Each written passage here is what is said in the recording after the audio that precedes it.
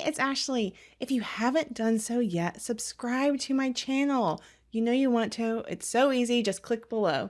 Today on the Courageous Worth podcast, I have April Garcia. This is the second half of my conversation with April. We ended up covering so many things that I had to split the conversation into 2 episodes. Go back to last Tuesday's episode to hear the first half of our chat if you haven't already. April is an international business advisor, performance coach, and speaker on strategy and mindset. She's the host of April Garcia's Pivot Me podcast and creator of the breakthrough digital course on time management called Multiply Me. Before we jump in, I want to remind you not to miss my recap of this episode on Thursday, when I'll dive deeper into some of the big takeaways from this conversation.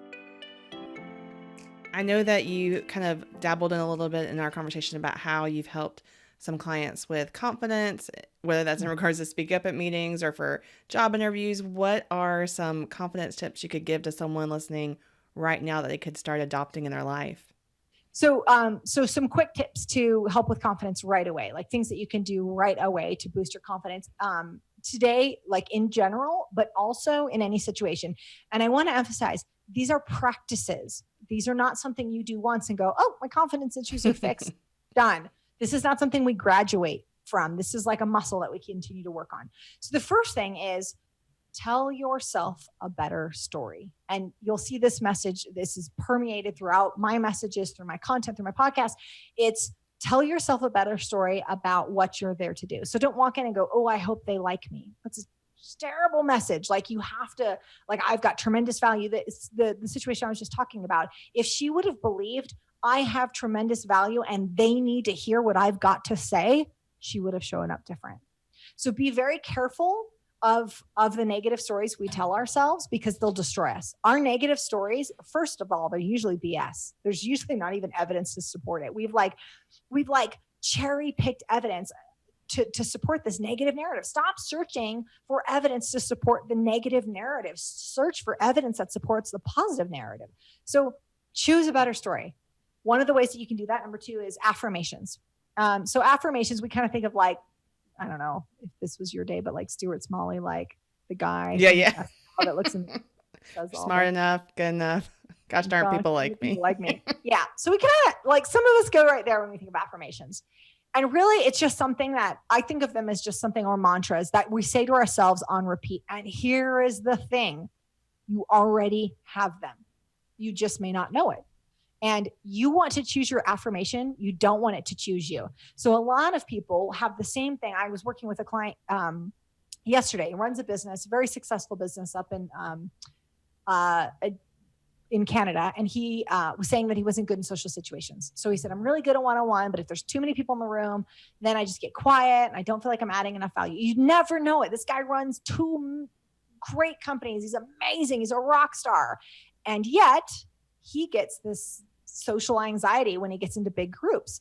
What I first told him, he needs to never say those words again. Never say, I'm not good with groups. I'm not good with lots of people in the room, and switch to affirmations. And if he did nothing else other than when he pulled up in a situation where he's going in a restaurant, there's 10 people at the table, and he goes straight to the bathroom, or if that's not an option, he sits in the car and he repeats an affirmation about like, I've got tremendous value to add to the group tonight. People want to hear what I've got to say. As simple as that sounds, my God, it's so effective. So affirmations, be clear the story you're telling yourself, be clear of the affirmation that you have, because you already have them, and switch it for something more empowering. I really encourage people to write them down and repeat them to yourself, and not just rote memorization like, yep, I add a lot of value to social situations. Like, feel it. Like, I've got tremendous value to add. So story, affirmations, managing your posture or your state. So you're managing your physiology. And that kind of goes back to the analogy I was giving with, the person who is sitting in the corner of the room. They're not managing their state well. They don't seem like they have the answer. They need someone to call on them and seek them out to see if they have the answer.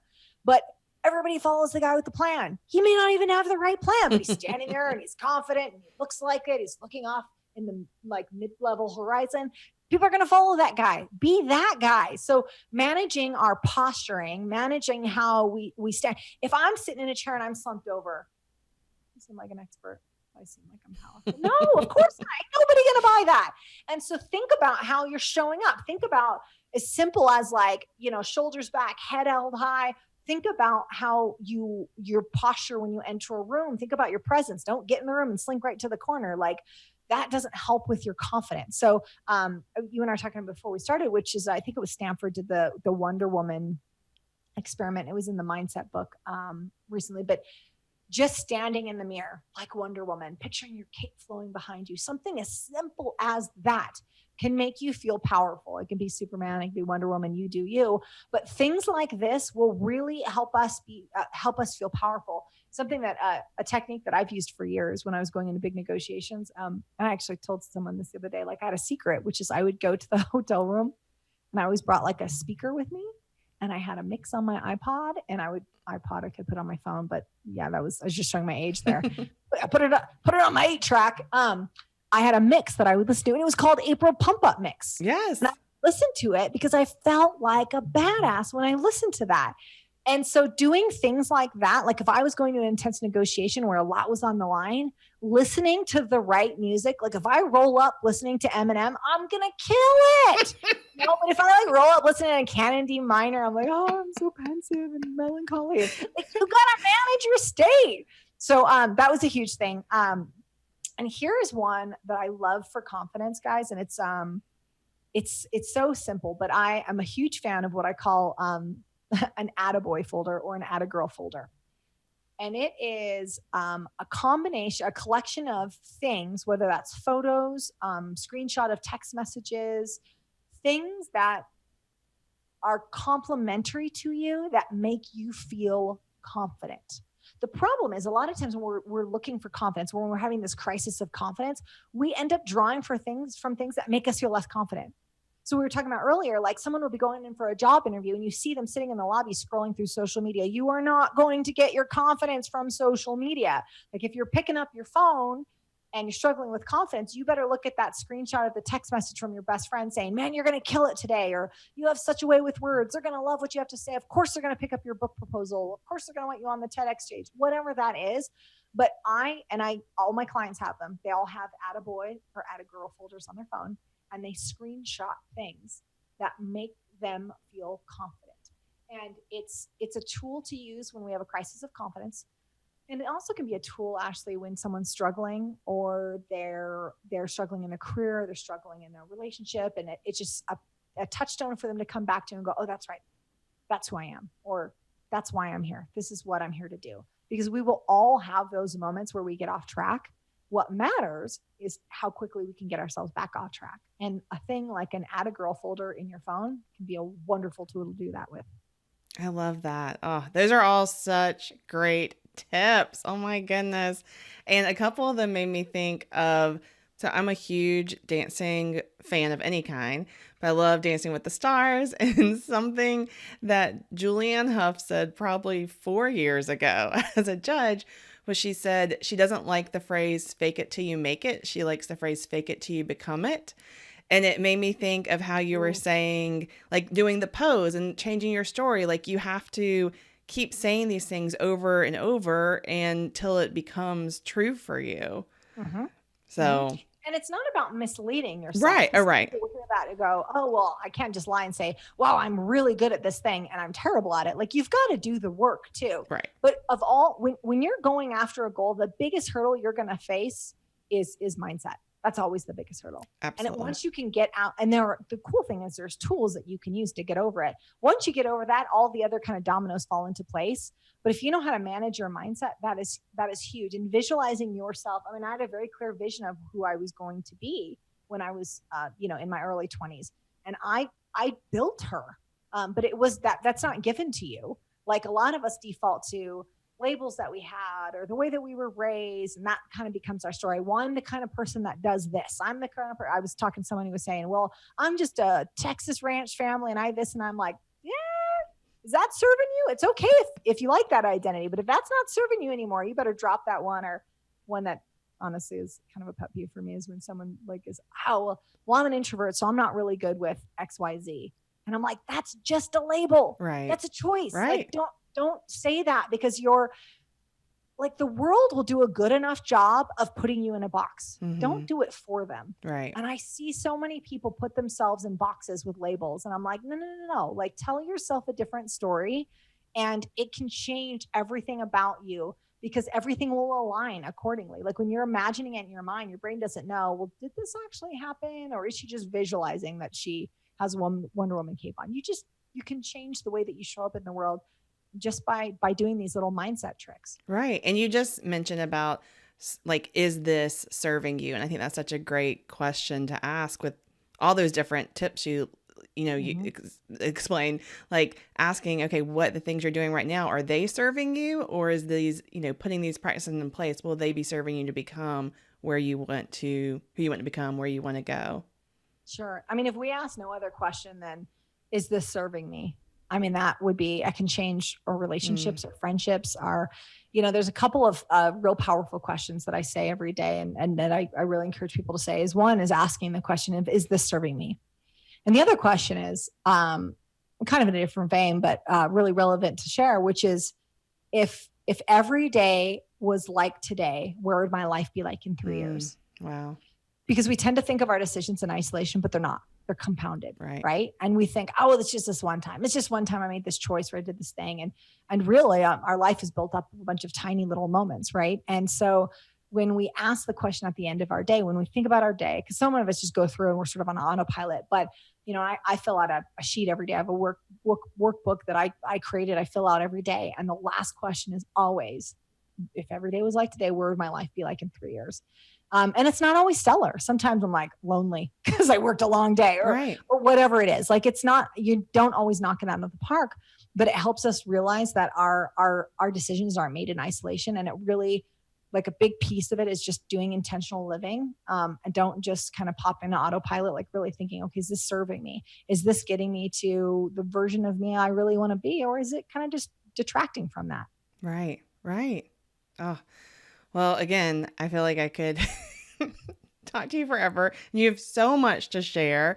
So where can people connect with you, and what are some things that you have going on where people could learn more from you? The easiest way is pivot-me.com. Pivot Me is the podcast on most social platforms, but actually I think on all social platforms, I'm the April Garcia. So pretty easy to spell.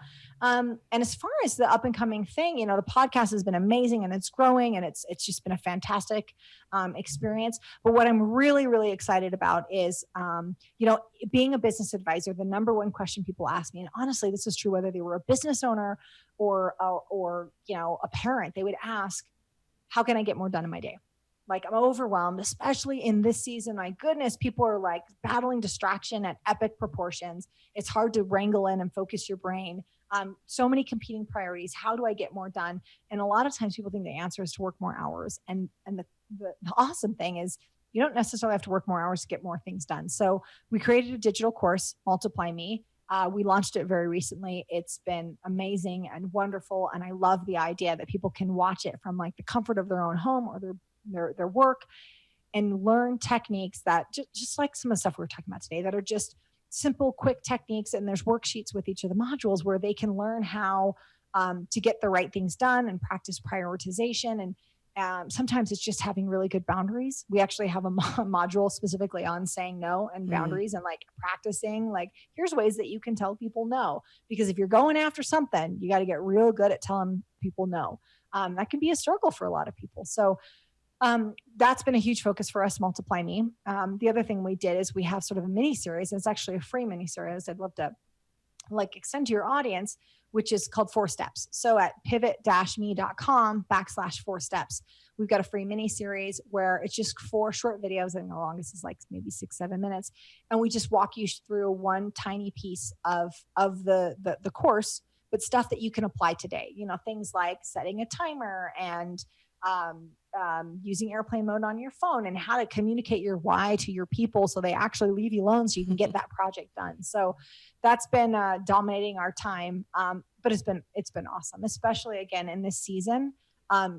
People need to still get things done. So whether that's business or home, we still need to move the ball forward, but people are really struggling with how to do that. So we've been really excited to release that right now. I love it. And I'll include all these links to everything, to how to connect with you, to your different programs and courses in the show notes so people can find that. So for the last question. Okay. Oh, this is going to be busy. I can tell. What is one of your favorite qualities about yourself, and how do you live that quality out? Inspiring. I'm looking actually in my office that I have a big sign that says inspire.